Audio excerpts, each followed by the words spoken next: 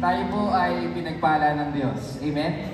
At ang kanya pong pagpapala ay hindi lamang po katiting, hindi po sapat lang. Ang sabi po dyan ay, ito ay higit pa. We have been blessed with every spiritual blessings in the heavenly realms because, anong sabi dyan, we are united in Christ.